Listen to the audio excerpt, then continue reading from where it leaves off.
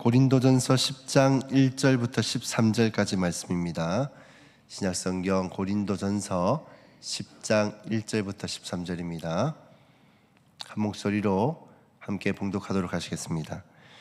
형제들아, 나는 너희가 알지 못하기를 원하지 아니하노니 우리 조상들이 다 구름 아래에 있고 바다 가운데로 지나며 모세에게 속하여 다 구름과 바다에서 세례를 받고 다 같은 신령한 음식을 먹으며 다 같은 신령한 음료를 마셨으니 이는 그들을 따르는 신령한 반석으로부터 마셨으며 그 반석은 곧 그리스도시라. 그러나 그들의 다수를 하나님이 기뻐하지 아니하셨으므로 그들이 강야에서 멸망을 받았느니라. 이러한 일은 우리의 본보기가 되어 우리로 하여금 그들이 악을 즐겨한 것 같이 즐겨하는 자가 되지 않게 하려 함이니, 그들 가운데 어떤 사람들과 같이 너희는 우상 숭배하는 자가 되지 말라. 기록된 바 백성이 앉아서 먹고 마시며 일어나서 뛰논다함과 같으니라.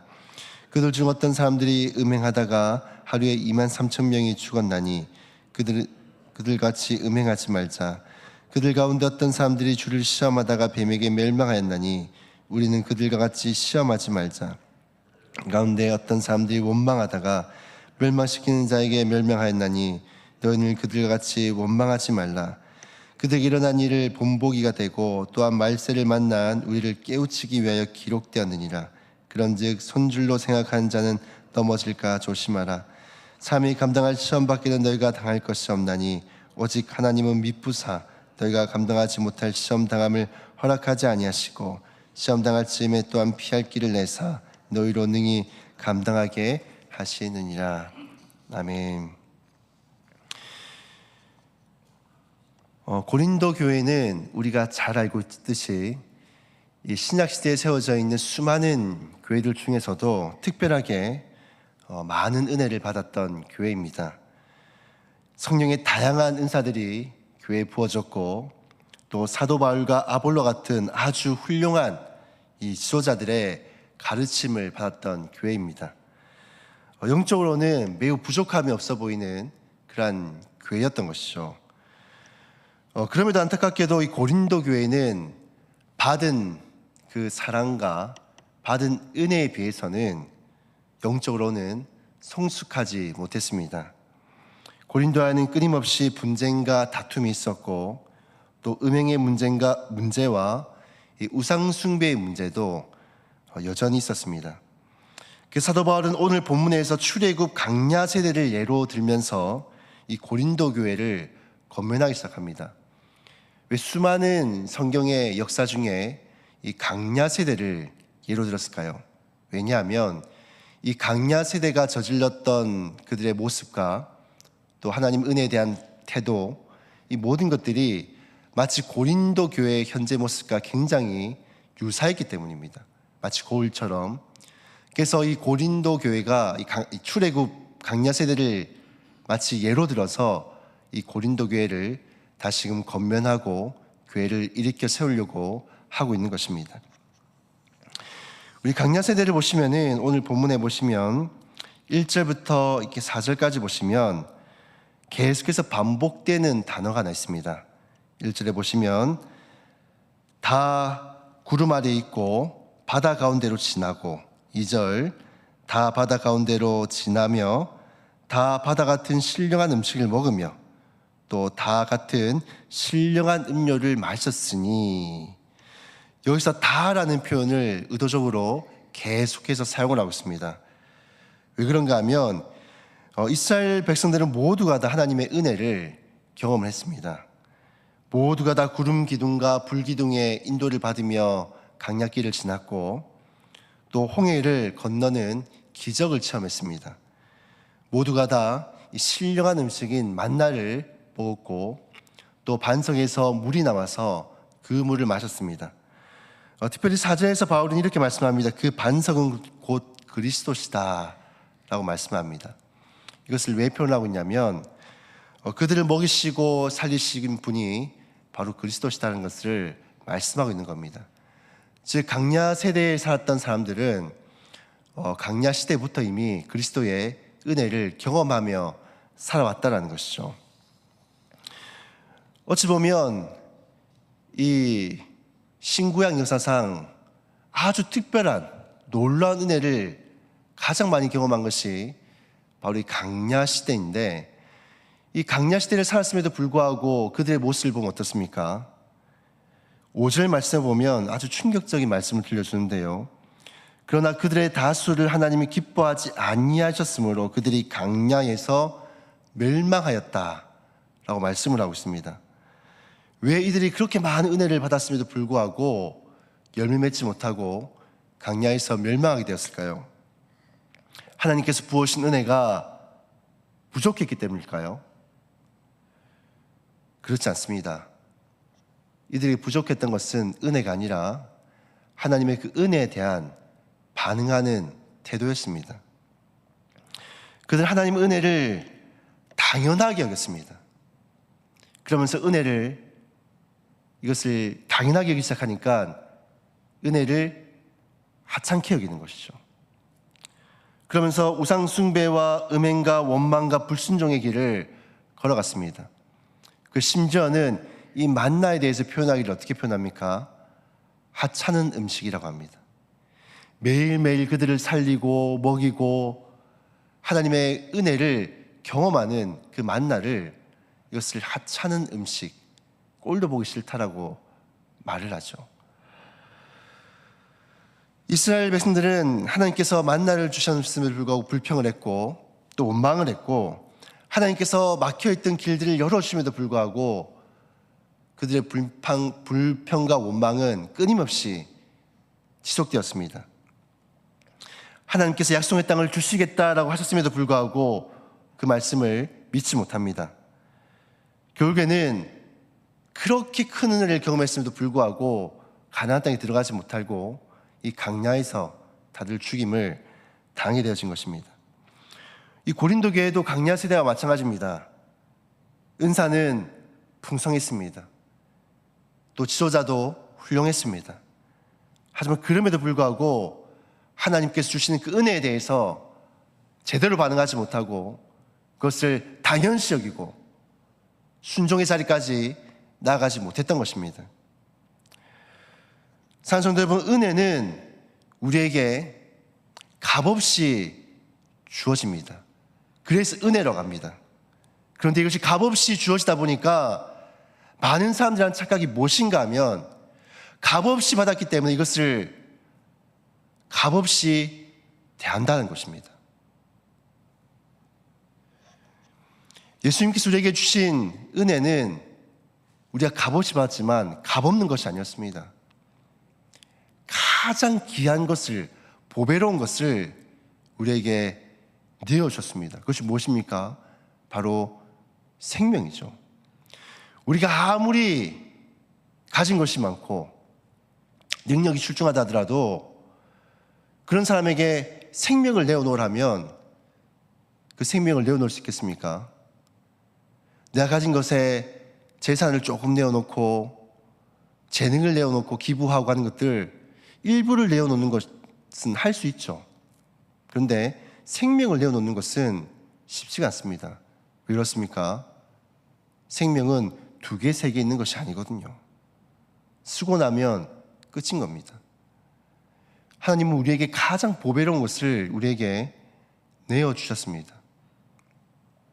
그런데 이것을 받은 우리는 이것을 그저 값없이 받았다고 해서 이것을 값없이 취급하더라는 겁니다. 우리가 정말로 보배로운 것을 받으면 어떻게 합니까? 만약에 여러분에게 굉장히 큰 다이아몬드를 여러분에게 선물로 누가 값없이 줬다 생각해 봅시다. 그것을 함부로 하겠나요? 아주 귀중한 곳에 놔둬놓고 매일매일 돌아보고 닦고 그렇게 아끼고 관심을 주고 하지 않겠습니까?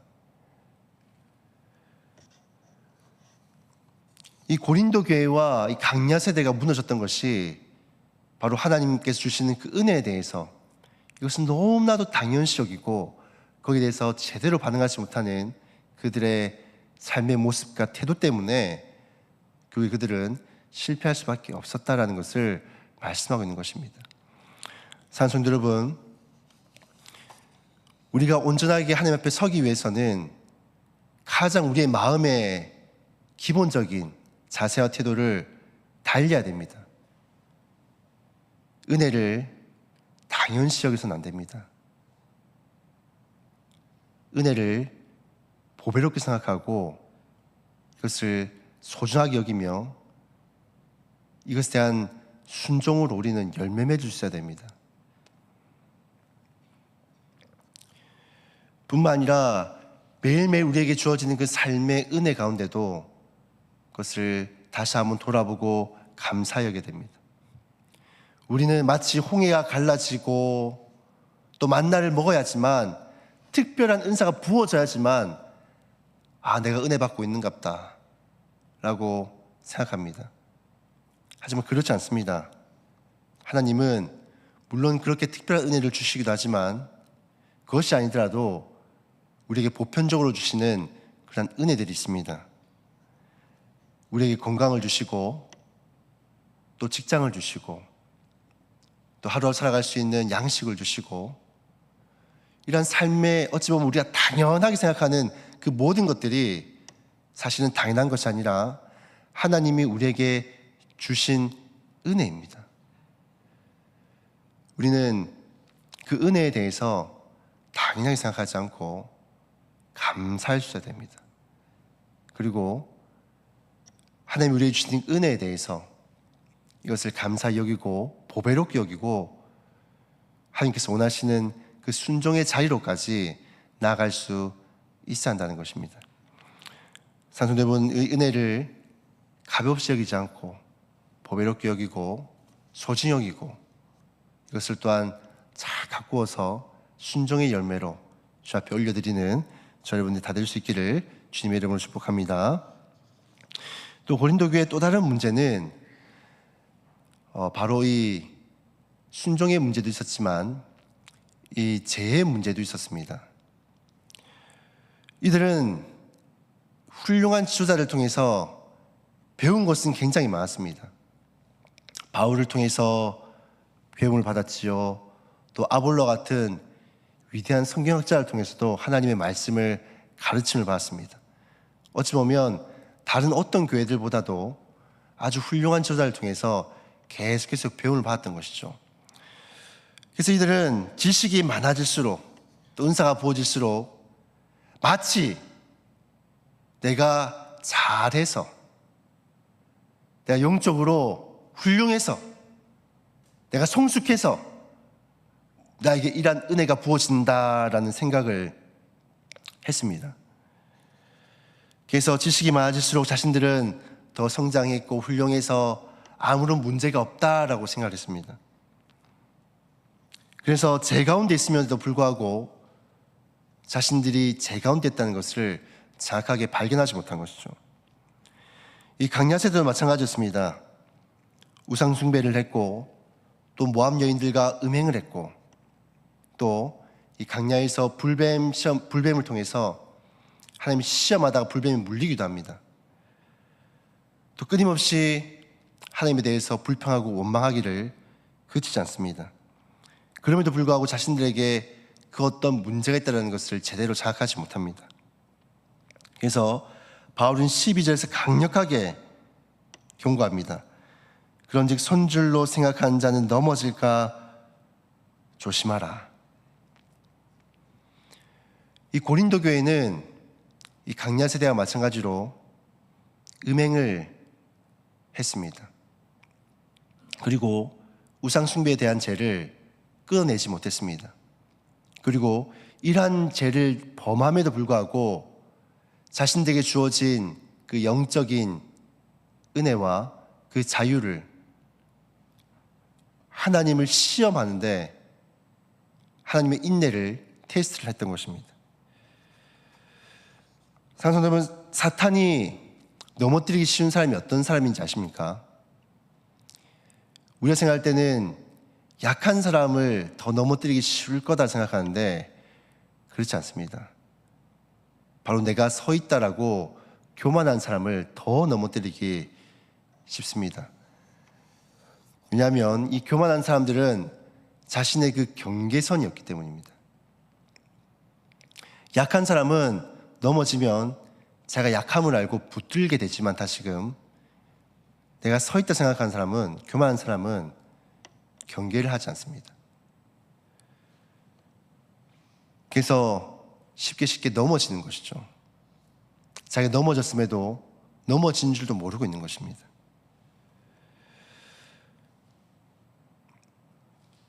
베드로를 보시면은 나는 다 버릴지라도, 나는 사는 사람이 다 주님을 버릴지라도 나는 결코 주님을 버리지 않겠다라고 그렇게 장담을 했지만은 결국엔 3번이나 주님을 부인하게 되었습니다. 그러나 결국엔 어떻게 되었습니까? 회개하고 돌이켜서 다시금 세우시는 것을 보게 되었습니다.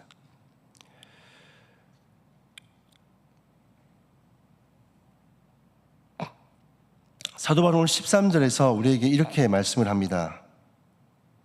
하나님은 미쁘사. 이 미쁘다란 말은 하나님이 신실하시다라는 말씀입니다.